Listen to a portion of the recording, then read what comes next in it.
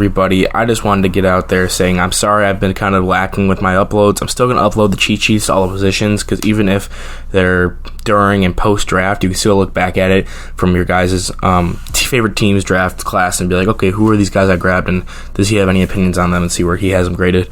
As opposed to, I couldn't really get them out beforehand. I was just trying to work on a bunch of stuff during the week so I'd be able to get free for the actual draft itself in my own personal life, my own personal work schedule. So today I'm going to be doing my sleeper teams, which I did last year.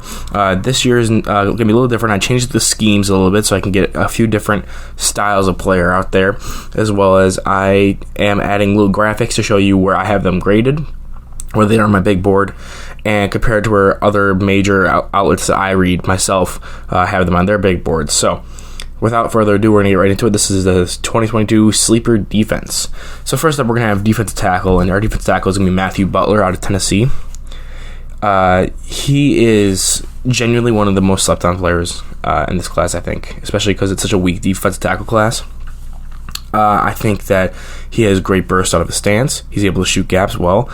He can do a little bit of the bending around the edge, which is where he played a little bit of base end for Tennessee, so he can flip around and be that kind of gap shooter, or can be like a base end or like a 5-tech end in like a 3-4 system. I think that he has a good frame, whereas like his weight is distributed well, where even though he is sub 300 pounds, it's hard to really move him as a single man blocker against the run. So I think he'll work well there. So I think he's very scheme versatile. I think he has great hand technique versus both the run and pass, so he can really use a lineman's leverage against him in the run game, and has a fair bit of moves like a swim, a pull rip, a cross chop, things like that, to really get to the quarterback in the pass game. So I think as a guy who is in a weaker position of this class, I think he should be standing out more than what people actually give him credit for. He's my D tackle number 3, as you see. He's nowhere above number 5 for any of these other guys. He's on my big board spot number 43, so I'm very high on him. He's a high second round grade for me. And then up next at defensive end, we're going to have Matt Henningson out of Wisconsin. He's one of those guys who are super athletic, especially for his size. He didn't get invited to the combine, which is outrageous, because as pro day, he tested out the freaking gym, and you can really see that on his tape. Like, he's not the best overall player right now, but he has those raw athletic attributes that you would want to work on as a coach. Like, you get him in there as like a 3-4 defensive end, which is what we have in this system right here. We're running a 3-4, and he's able to reduce down and rush head up on guards and just beat them off the snap. He's able to overpower tackles and just flat back them with his power. I think that he is just one of the best athletes that weren't invited to the combine. And other than that, I think he's gonna be very scheme specific. Like, you could try him out as a 3-tech gap shooter, because he is sub 300 pounds. But I think that he works best in that Wisconsin hybrid Patriots style system. So he could be a fit on the Patriots, or anyone who employs one of those Belichickian disciples. I think his pass rushing moves themselves are kind of limited, but as a guy who can get off the ball fast, who is explosive, bendy in a defensive tackle kind of sorts. He's not the most bendy guy, but like I said, he can come out and he can be that. He can bend around some guards and things like that, and show off some flexibility to avoid hits or avoid punches. He has all the physical tools you'd like. He's a great run defender, smart, coming from that Wisconsin system. But I think his lack of true pass rush moves right now, he has maybe 1 or 2, but nothing seriously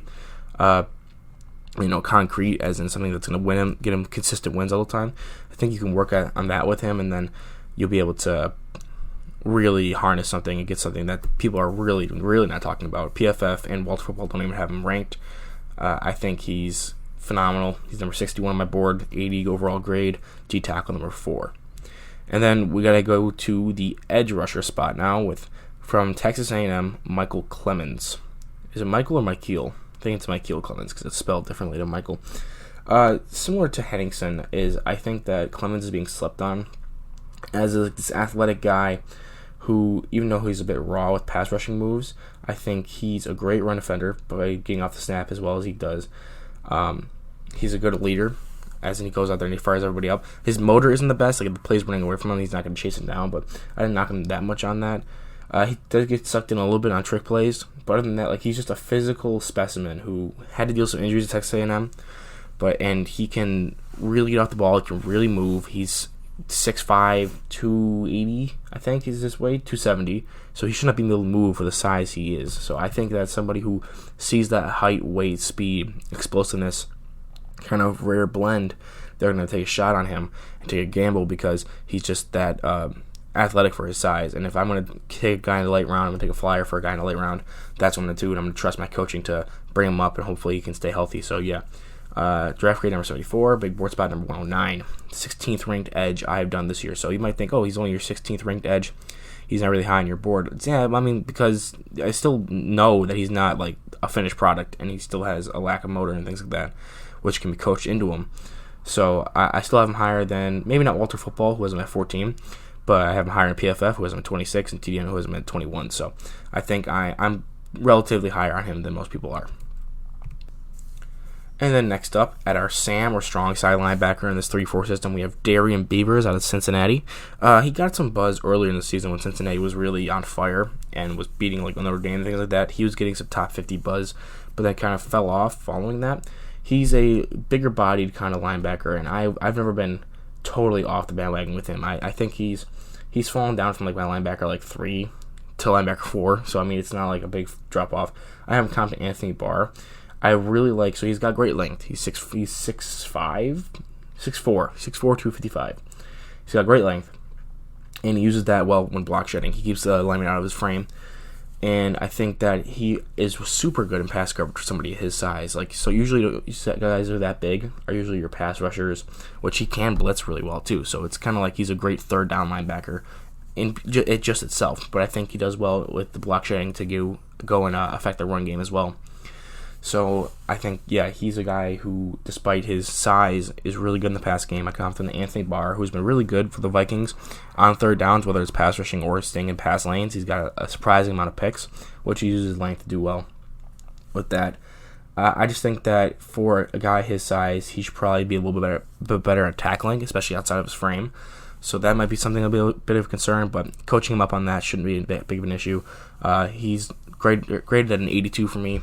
Big board spot 44, linebacker number 4, TDN 15, PFF 9, Wells Football 12. So I definitely have him way higher than a lot of these guys do. So I think that Darien Beavers is probably going to be, he could be a strong side linebacker in a 3-4 system, a strong side linebacker in a 4-3 system, maybe even a Mike in a 4-3 system if he really wanted to. I don't think he might not have the mental IQ to play Mike, or football IQ right now to play Mike, but I think he's an instant starter at Sam. So that is my guy for a strong side linebacker in this 3-4 system. I am building on my sleeper defense, following that up with my weak side linebacker.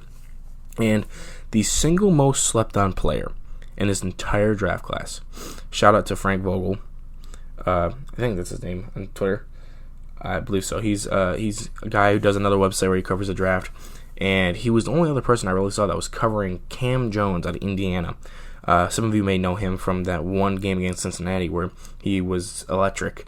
And I saw that, and I was like, okay, who's this guy? And I went through and watched the rest of his tape, and it's not that far off from what he actually is. Like, I had him a little higher after watching that game, and then going back and watching a few more of his tape, I'm like, all right, I got to calm down a little bit. The honeymoon phase had worn off. I was like, okay, he's going to have to be a very scheme-specific player. He's going to be a weak side linebacker. He's not that big, or he's not that, he's not really that able to, block shed and things like that, where he's going to be able to go up to the middle and really be that power run, like downhill run defender for like a 4-3 system. So I think he's going to be a weak side linebacker who's going to task with covering wide receivers or tight ends and man. He's a great zone defender. I think his length is questionable, which is what shows up in his block shedding.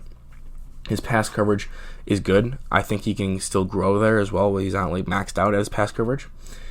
I think he does have good run defending despite his lack of length of block shedding. I think he's able to shoot gaps real well. He can read the run plays from the backside very well. If he's tasked to run and chase, he's going to be making plays all over the field. If the play's coming towards him and he's able to read it real quick and shoot the gap, I think he's electric when he does that. So I think he's very raw on the mental side of the game, and I think he has room to grow there. And I think he has some of those qualities you look for in like the modern NFL weak side linebacker who's going to be able to drop in pass coverage and cover, while also still being able to get down there and have this aggressive mindset and be a leader on the defense where he gets to make stops in the run game. So Cam Jones, single most slept on player in this entire draft class. Not much, no one else has him ranked in the slightest. He's my linebacker 10, big board spot number 84. He's a 77 overall grade. That's a third round pick. And none of these guys even have him scouted. So I think that he is the he's the single biggest sleeper of his entire draft class. All right. At our first middle linebacker, because in our 3-4 system we're going to be running 2 middle linebackers, I have Malcolm Rodriguez out of Oklahoma State. He's 5'11", I believe, and he's sub 250. So he's not the biggest linebacker, and usually people want to put him at like weak side linebacker because of that. I think that he played middle linebacker at Oklahoma State. He did play well in that system. I think he's able to shoot gaps real well. He's still able to also, stack and shed. He would go to wrestling practice after football practice just to be able to get his leverages down, get that physicality. I think he's a great leader. He's a prospect for people who like those kind of wrestling background, who like the put in extra work, chip on his shoulder kind of guy. Really would want to have on their team. I think he does everything well as a linebacker, other than his show versatility. He's going to have to be a weak side linebacker or potentially like a second middle linebacker in a 3-4 system. So he's paired up with like a bigger thumper kind of guy who can really take on blocks in the run game. And his lack of length. Other than that, he does everything else well as a linebacker. He's not fully elite at anything, but I think his range, his pass coverage, his run defending, his IQ, everything is just his blitzing. All of that is above average to damn near elite. So I think he's really good as a player. I just think that he was born 2 inches too short, and if he would have been a couple inches taller, he'd probably be like a second round pick, getting some buzz as a first round pick, but he's not. So linebacker number 14 for me, 34 for TDN, 16, 20. I have him at 127 as a big board spot, and draft grade 73. So there you go. There's Malcolm Rodriguez, our first of 2 middle linebackers. Our second middle linebacker, we're going back to Indiana. These Indiana linebackers, I think, were like one of the most slept on pairs of linebackers in this draft class. Micah Mcfadden, 79.5 overall grade, 63 on my big board, linebacker number 6. He's a very downhill guy. He's their leader. He's their single-handedly their biggest leader. You'll hear them say that when he got ejected for targeting, I can't remember. I think it might have been the Cincinnati game, but I think it was the Cincinnati game. He got ejected for targeting, and they immediately went. That really affected our defense, and the mentality went out there to play with. He's one of those guys who is better with speed downhill than he is, ranging across the field, but he still has some decent range there. He's super instinctive in the run game. I really like his run game instincts. His tackling is really good. He's very sure-handed. He's not the most lengthy guy, and it shows up with his block shedding, where he's not going to be able to keep guys out of his frame, but he's still able to take half a man and get through him. So I think I like his block shedding a lot more, despite his lack of length, which is kind of weird because usually one correlates with the other. But yeah, I like his moves and that kind of thing, and that kind of phase of his game. He's not the best pass coverage guy, especially in man. He's kind of tight-hipped, but I think in zone, if you ask him to drop and be like a middle cover, like Tampa 2 zone covered kind of linebacker, he'll be able to handle it. And he's very smart, so he'll be able to pick up on whatever you need, whatever you throw at him with a playbook. I think he's versatile enough to play Mike in both systems, maybe even the Sam in some other systems. But I think he's going to be more of that middle linebacker guy who can read the field from the middle of it and be the play caller for your defense. The only real weakness for his game I see is his length, his lack of length and his lack of really understanding the pass coverage. But like I said, I already touched on those. Those are going to be length doesn't really show up that much in his tackling or in his block shedding. So if you're worried about, the only thing that will really worry you about is in getting his arms in the passing game, like in the passing lanes and things like that, which also shows up in his pass coverage. So he might be more of a blitzer on third down for you but if you got a guy like Malcolm Rodriguez next to him, Darien Beavers, things like that, Cam Jones, you'll be able to offset that with some really good pass coverage linebackers. So I like Micah Mcfadden as your heart of the defense middle linebacker there. All right, next up we have outside corner, which is going to be Cam Taylor-Britt from Nebraska. I've seen a lot of people more down on him than I am, especially that franchise guy. I just watched his Not My Guys video yesterday, and he had him as a Not My Guy, a 6th, 7th round pick. I'm like, that's insane. I think he's a 3rd round pick, 79 overall grade, big board spot number 68. He's my number 9 corner, and I think that Overall, I think his biggest knock is his athleticism isn't great for a corner, but at the same time, we've seen guys who aren't that great of athletes come in and be really good football players, and it's because I don't think you're going to task him with a lot of man coverage. I think man coverage is his weak point in his game because of his lack of athleticism, things like that. But I think that as a zone cover corner, he's super good at identifying zone coverage. He's very good at coming down and cracking down on those route concepts and triggering downfield. He's good at delaying his release from sitting on the lower route and then breaking off to the higher route to really take away that receiver before the quarterback can even really tell where he is in zone coverage. I think just overall he's a great zone corner, and someone who runs a heavy zone scheme would take him in, and even if it's a lower pick, like a 4th or 5th round pick, they're going to get a really good player for their scheme, and he's going to show up for them. He might not be versatile enough to work for every defense, but I think if you put him in the right role, in the right scheme, he could be one of the better, not the best corners in the league, but he'll be he won't be a liability. He'll be someone that goes out there and you're okay, yeah, we have 2 good corners on the field, and we won't be able to get thrown on as much as we were before. So if you're running a zone heavy scheme, I would really like Cam Taylor-Britt on your defense. Okay, next up at our other outside corner, we have Jaylen Armour-Davis, and we'll see why I don't have a slot corner right now, but we'll get to that in a second. Armour-Davis is from Alabama. I think he's the opposite of Taylor-Britt, where Taylor-Britt was his more, mentally tough, wanted to help out and contribute to the run game, but physically limited and can only really play zone coverage, not really man coverage. Jaylen Armour-Davis has all of the athletic traits and man coverage and zone coverage traits. He's an elite coverage player from Alabama, and he has great physical attributes. I think I'm a little lower on him than I'd like to be, but I still think I'm higher on him than most other people are, outside of Chris Sims, who has him cornerback 4 in this class. But yeah, he's a great athlete. He's got great man coverage skills because of the athleticism. He comes from a Nick Saban defense, and he understands zone concepts, things that they're very well coached. I think the only knock on his game is his mindset, where he doesn't want to come down the run game. He's not a great tackler. He's an ankle biter, if anything, especially against wide receivers as well. So if he allows them to get a reception, it's really kind of just grab on, hold on for life kind of tackling. He never fires up and runs down and is excited to help out in the run game. He's never gonna make those big splash plays in the run game. You're gonna have to try to rewire his brain to coach that into him. So I think that's his biggest issue. It shouldn't be a big issue. I think the tackling is probably a bigger issue than the run game defense, because I don't put that much stock in there. You don't pay cornerbacks to be run defenders, but at the same time, tackling, you're gonna have to tackle wide receivers or tight ends who catch balls and start running after catch. Even if you're not the one who led the reception, you're still gonna make catches or tackles in the open field when guys make catches. So I think if he needs to get that tackling down, maybe get the form better, or just get used to tackling guys at the next level if he's gonna want to stick on a roster. So I think as a pure coverage corner, he's great, athlete, everything like that, but he just needs to really work on that tackling and get into the mindset for the NFL, where I'm gonna have to be thudding dudes up out in the open field if I'm going to want to stick on a roster. Okay, and now for probably the most controversial addition to this is strong safety Jaylen Petrie. He's a consensus top 50 player on everyone's boards, but he's a first round draft pick for me. He's an 86.5, safety number 2, 13th overall player on my board. He played that star role for Baylor, and he's just the most pure playmaker in this class. You can't tell me there's a better playmaker overall than Jaylen Petrie in this class. He would play more towards the line of scrimmage, so his biggest knock is he doesn't have the range of a safety. If you listen to any of the other videos, I've probably gone on rants and rants about this guy already, but he doesn't have the typical range and a lot of reps at traditional safety. But you can see his range when he's coming down against the run, when he's chasing sideline to sideline near the line of scrimmage to chase down a running back from the opposite hash.